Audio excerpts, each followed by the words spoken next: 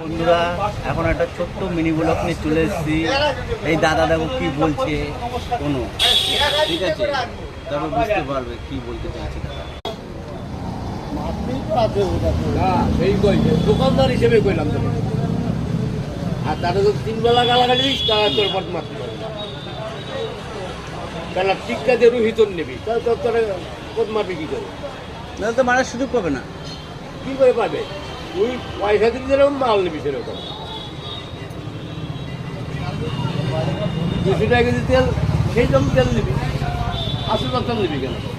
ফেরত দে, তার পয়সা দে, আমি অন্য টাকা দিয়ে দেবো।